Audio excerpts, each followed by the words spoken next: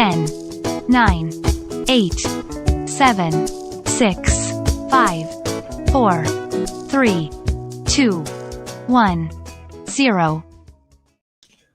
Well.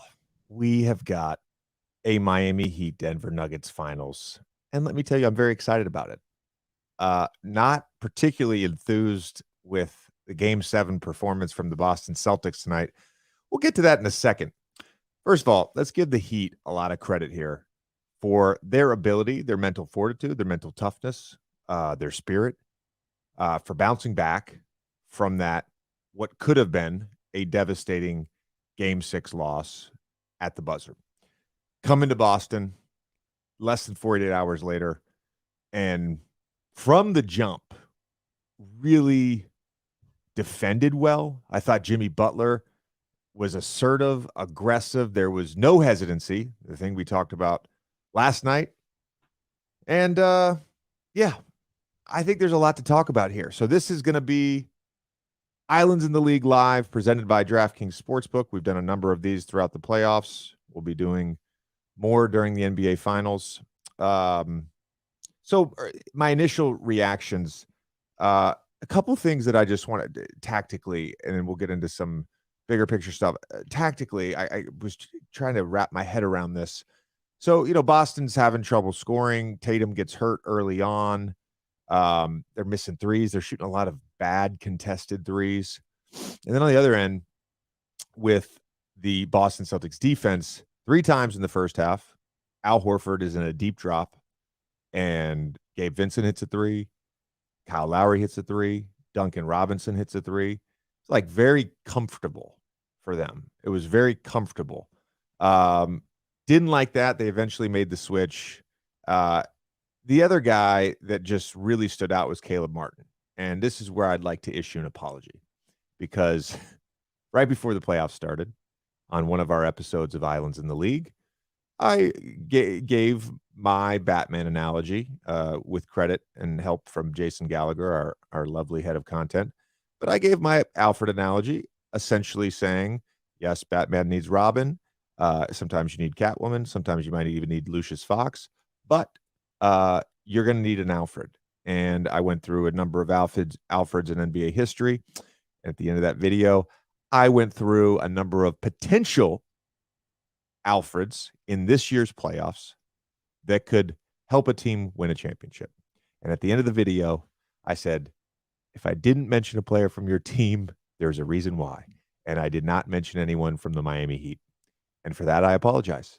Because no one could have predicted that the Miami Heat would be going to the NBA Finals, that Caleb Martin would turn into an absolute stud of a shot maker, defensive prowess, the defensive rebound, all the stuff, the hustle plays. Like I was Caleb Martin. Yeah, he's an Alfred for sure. He's a really, really good basketball player. And I've known that for some time now.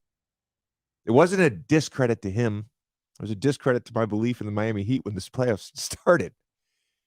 The other thing I want to say about this game, again, the 3-point shooting, 7 of 35 for Boston in Game 6. They shoot 9 of 42 tonight. Heat, 14 of 28. And a lot of what I've heard, a lot of what I've even probably thought to myself at times is, oh, the Heat are getting by with fluky shooting. Or maybe, potentially here, for roughly 80% of the season, they had a fluky shooting stretch where nearly everyone on their roster shot below their career averages from 3. They started shooting well 6 weeks before the playoffs started. And then you basically go from that Chicago Bulls game that they won to get into the playoffs, the play-in game. And Max Strus had a big shooting night that night. From then on, they've been fantastic shooting the basketball. Oh, what do you know? They can shoot again. I shouldn't have been surprised. I don't think any of us should have been surprised that Gabe Vincent can knock down shots. Now, the one thing I'll say, and this is where I love Jimmy, because Jimmy's a contrarian and he just likes to troll people. The guy doesn't shoot threes in the regular season. He goes games without even looking at the rim from beyond the arc. And then he gets into the playoffs and he starts taking threes. And then he's game 7 on the road, and he hits 3 big ones, 2 in that third quarter to really extend that lead. And it just felt like outside of Derek White, and that it was really most of the second half, but that burst in the third where he got uber aggressive attacking the basket. Outside of that, I just didn't see it. The will and the leadership and the competitiveness and all the stuff from the Boston Celtics.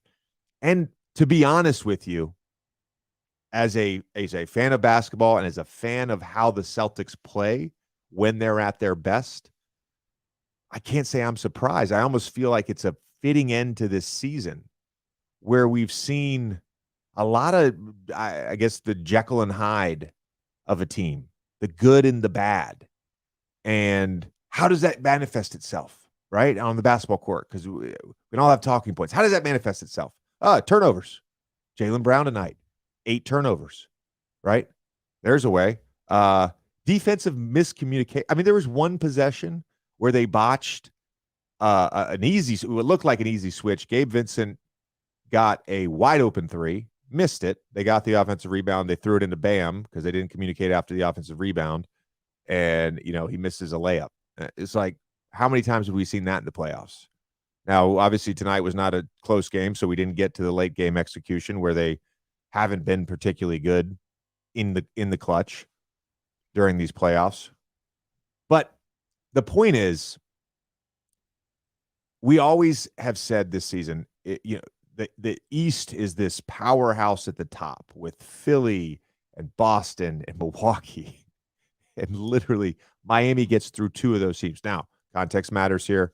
Let's acknowledge Giannis hurt for basically 2 3/4 of a game, or if you want to call it a full 3 games, whatever, because it was very early in game 1. Fine. Still had to beat them. Still had to beat Giannis twice in game 4 and game 5.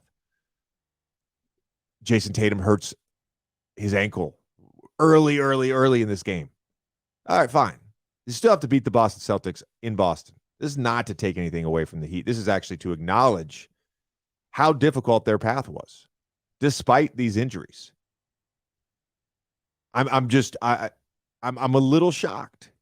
I'm a little shocked from where I was on this team for the whole season to see them get in the NBA Finals. Now, am I shocked that they won tonight and that they're in the finals based on how they've played in the playoffs? Absolutely not. Absolutely not. This is why I love sports. This is why I love sports. And it happens so often. It happens so often in other sports.